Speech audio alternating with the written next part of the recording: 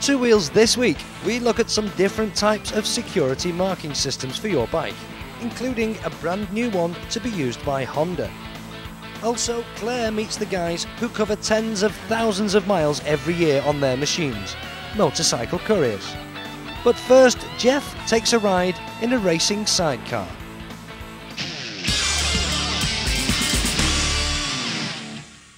Yes, racing sidecars, and it's me doing this, not Wayne, because he just messes about with these trials things. But anyway, you've probably seen it with superbike racing now. Sidecars are back in the big time. But just what are they all about? How do they work? How does the organisation run? I'm going to have a word with Mick Boddice, famous from the Boddice family, and also, if you remember when I did that Mick Boddice training day, the track training day, well, we're here at Darley Moor, going to have a word just how all of this goes together.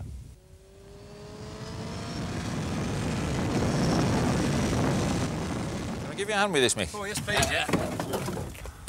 Oh, it hardly needs it, does it? No. Where do you want to put it? Just here? Lightweight. We'll just dump it there, yeah. Right, so this is it, naked in all its glory. Well, just tell us a little about this bike. First off, what's the engine in it? What motor do you use? It's a CBR 600, the FP, not the newer Honda. We've stuck with this one because we've been using it for a couple of seasons now, and we know where we're going. We're getting sort of good results with it, so we've stuck with this one for this year. Maybe next year we'll have the newer one. And this is the current, I mean, the class system gets a bit sort of complicated, well, it does to me, but I mean, the 600 class, that's the standard now, isn't it, in British sidecar racing? At the moment, yeah. The Formula 2 is the stronger class at the moment. We've got bigger grids than the Formula 1 class. Yeah. Although the F1 is the one that people are now watching at home on TV that are with the super Steve Webster's. Steve Webster, Steve Abbott, yeah. Yeah, and all the rest. But anyway, 600 rules the roost then. And how standard is the engine? I mean, can you tweak it or what? You can do what you like to the engine, as long as you keep it as 600cc. Yeah. Anything else goes. Yeah. The carburetors have to have a 32mm restrictor on the carburetor. Right. So we've only got 4 32mm carburetors in effect. Right. But anything else goes. Yeah, so gas flowing, the whole gas shebang. Flowing, yeah, gearboxes, anything else you can do. Now, tell us a bit more about it. I mean, I had a go on an outfit not long ago, just a road outfit, and I mean, it bears no relationship, does it really? It's got three wheels and it stops there. So first off, the frame that you use. Now, this is a bought-in, it's a standard, this is the Windle frame, This is a Windle frame, yeah. Tubular steel. Yeah. Quite thin-walled tubular steel. It has to be steel for the regulations. Right. But it's thin-wall stuff to keep the weight down. Handlebars are the same as you find on any bike. The throttle here. Yeah. Clutch here. Yeah, right. The difference being that this brake here doesn't actually work. Oh, that's nice. Yeah, it's there for show, it looks nice. All it does is it's there to keep the scrutineers happy at a race meeting. Right. We actually do all the braking with the left foot, which is that brake it's down there. Right. So is this that the regulations haven't kept pace with modern racing then, really, has it? I mean... Not really, no. Yeah. There's moves afoot to get these small hand levers scrapped because they're there just basically for show. Yeah, we don't use it. All the braking, Yeah. We've got 2 big discs on the front, there's a big disc on the sidecar wheel, and there's also a big disc on the rear wheel. And that 1 foot brake operates all 3 wheels. The whole lot, yeah. Are they balanced at all, or do they all come on together? I mean, they basically come on together. There's a slight balanced bias towards the front, but basically they all come on together. Right. It's not like a sort of rally cars where you can adjust the bias to one wheel or the other. It's not really. You can on the F1 bikes, but not on the F2s. Okay. Right. Now, what else with these? Suspension-wise, I can see at the front leading link forks. You need that because the side loads that you got on this bit, it's absolutely fantastic, aren't they? Hence these big tyres. That's right, yeah. And the slick tyres are producing a lot of grip. Yeah. As you can see, we haven't actually got that much suspension movement, only sort of an inch of movement on the front and the rear. Yeah. So it gives quite a rough ride, especially somewhere bumpy like the TT races in the Isle of Man. But apart from that, it's quite comfortable. Yeah.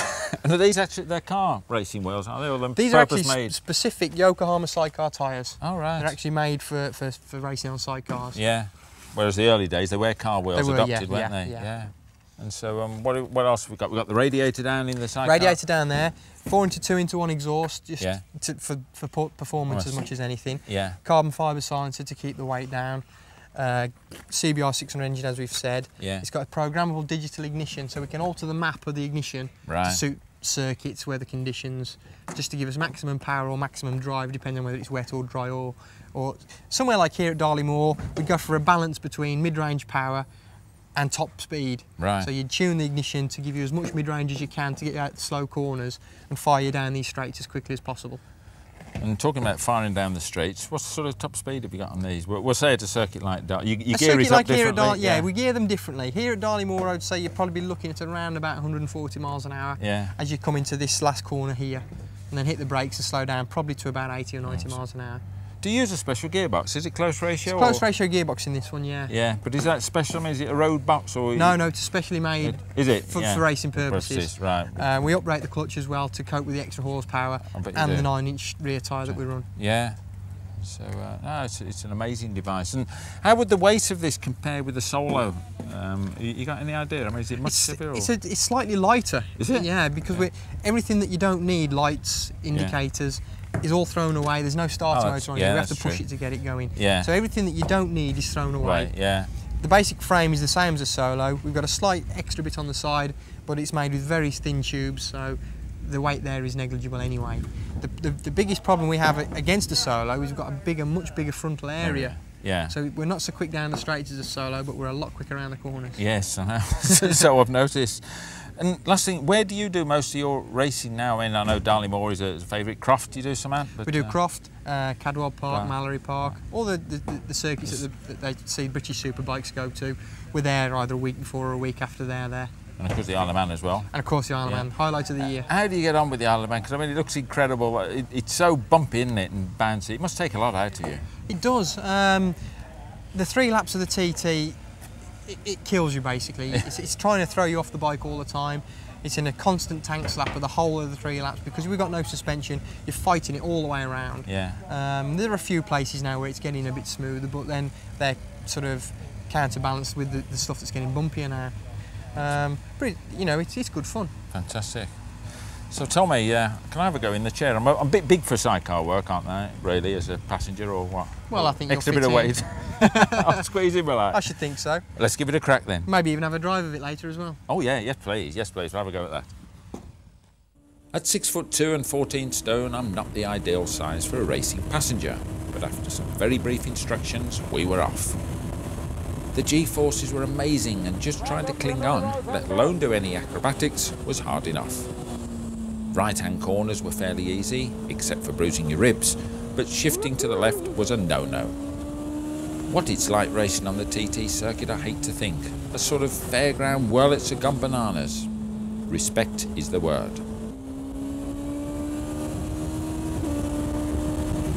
It's fantastic! We got that world all the way up!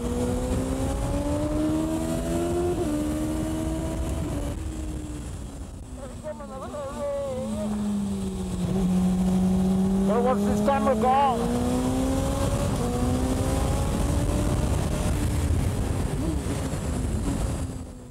Being somewhat bigger than Mick, I didn't quite fit into the hot seat. But what the heck, who needs comfort? With a brave Mick acting as ballast, we set off for a lap. But after sort of getting the hang of things, I did another lap just for the fun of it all. Mine, not his, you understand. The CBR 600 motor, growling away just inches from your chin, let you know this was very real as we hooked up through the 6-speed gearbox to a zillion miles an hour. Or at least that's what it felt like, just 2 foot off the ground. Slithering around and lifting wheels was fantastic fun, but it did bring home to me that sidecar racing is a very definite art. Wow, well that was fantastic. Didn't get the left-hand corners sorted because you've got to be very agile to move from the one side to the other, still hang on here and not forget. But he's not a bad pilot, this guy. And I'll tell you what, this 600 in an outfit can really go some. It's quite incredible. But anyway, I think he's off for an early shower now. That was amazing. Whew.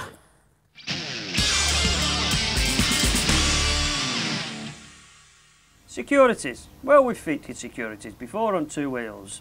Lock and chains, alarm systems and immobilising systems. But they're not the only ones you can use. No, you can put identifiers, markings on your bike as well. Now I know you've already got markings because you've got your frame number and you've got your engine number, of course, you've got your registration number, but you can add to that. Now the one that was commonly known and has been out for a long time and in fact is sort of associated with the power of Yamaha, and that's this, the data tag system. The data tag is a little different in respect, not only can you put markings on your bike, and that is by use of stencils, and using an etching cream or paste, you can then mark your plastics or your mirrors or your screen or any part of the bike you so desire, so if they're detached from the bike they've still got markings on.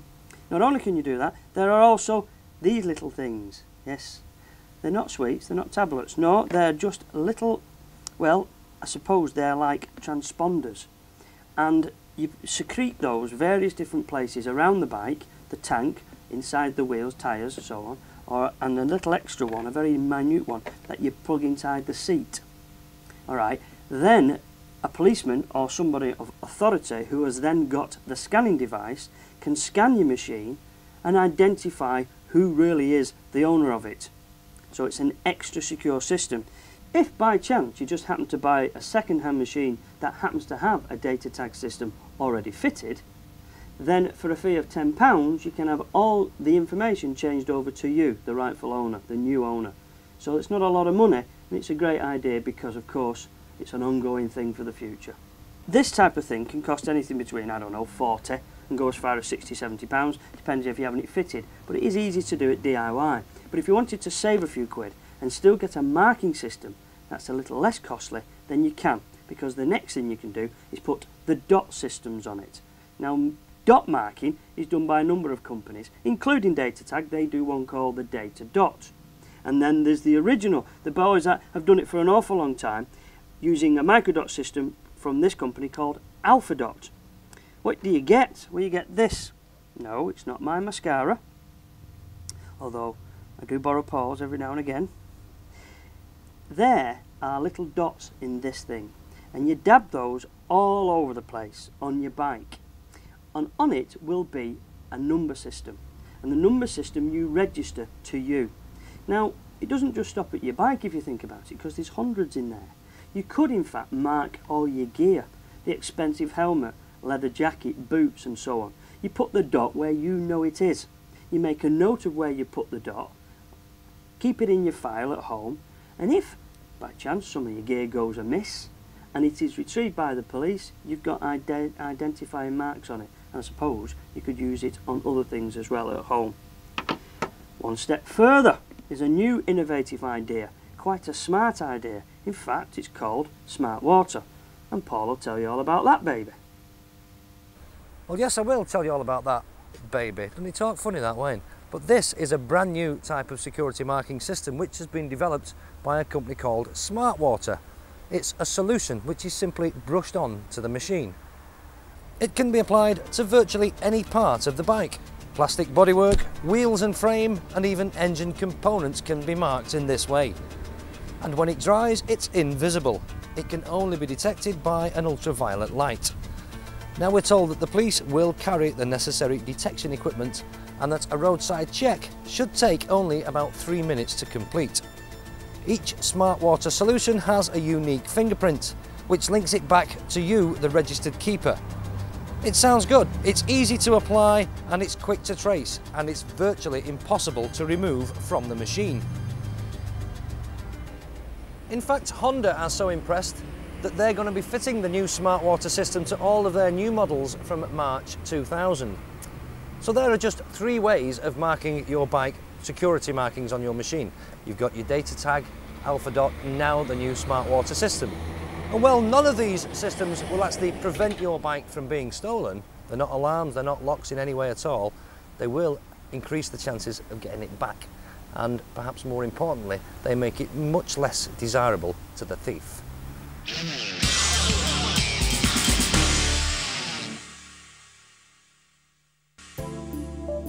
Not everyone rides a motorcycle purely for pleasure. For some, a bike is an essential part of their job. It allows them to cut through the traffic and makes life much easier in a busy city centre. I'm talking, of course, about motorcycle couriers. My name's Shaun Merrick. I'm the owner of Speed Couriers in Manchester. We've been established now for just under 15 years. We have around about 40 couriers working here. Now, commonly asked question is, what makes a good courier? What attributes are required? Obviously you need a bike and a full bike licence. We won't employ learners.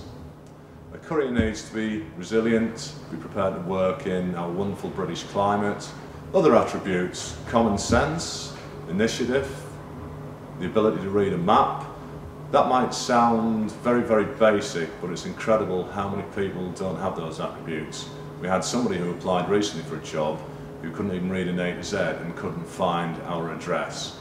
Bikes required are in excess of 250cc.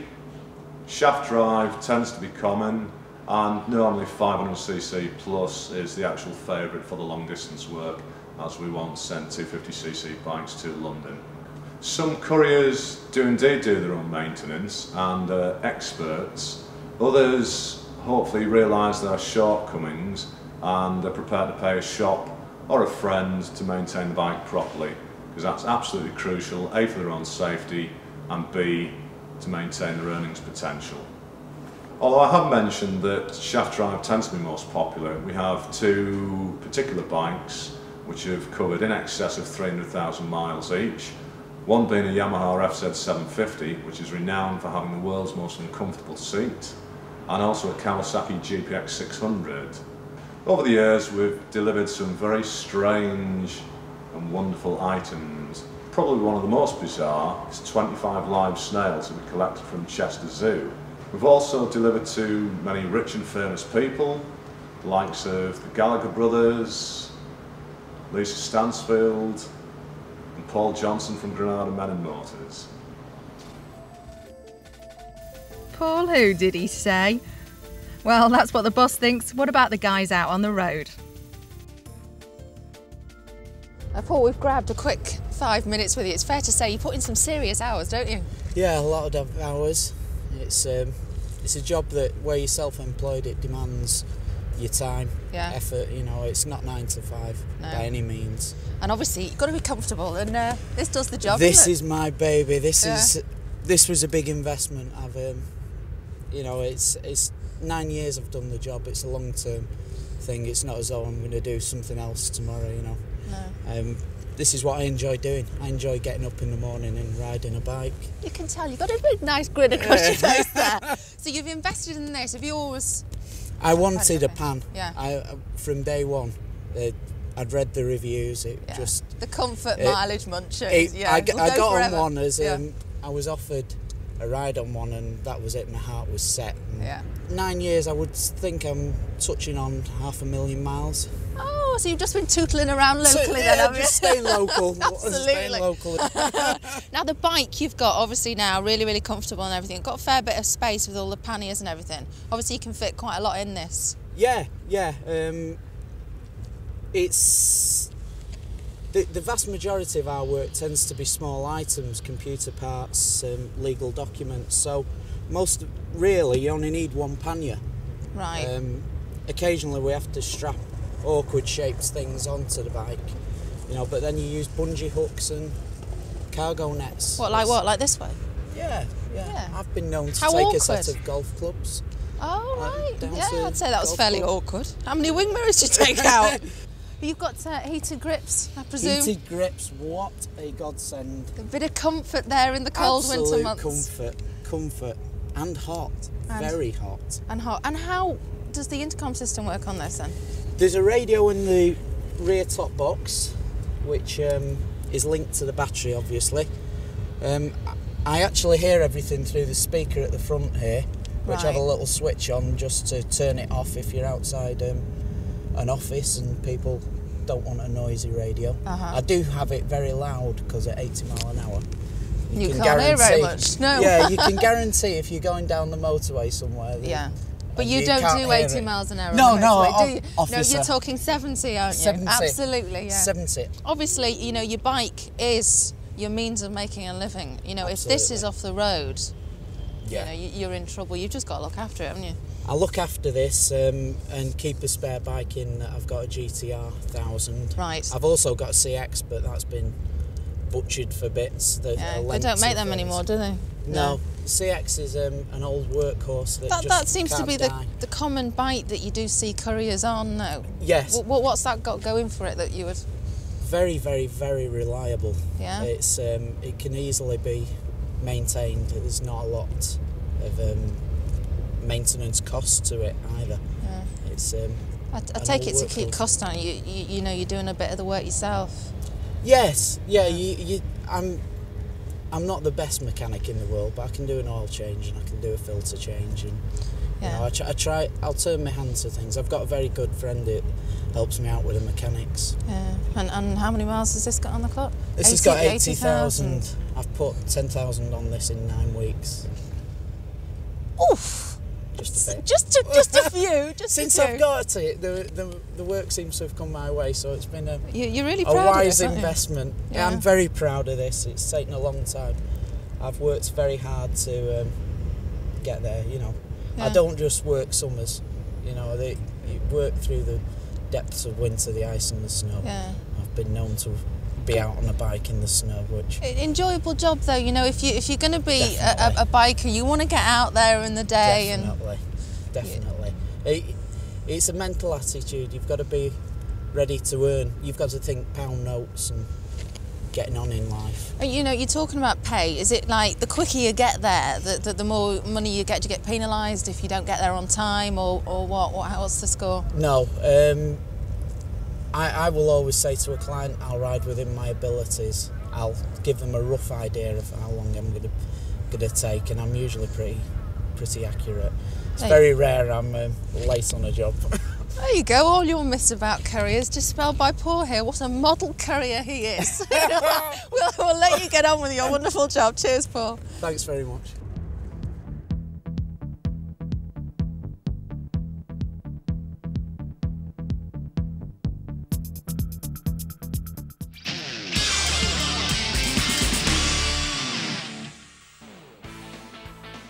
Now this may not be the kind of machine you'd normally expect to see on a bike show, but this French-built car can be driven on a motorcycle licence. Jeff explains all on next week's show.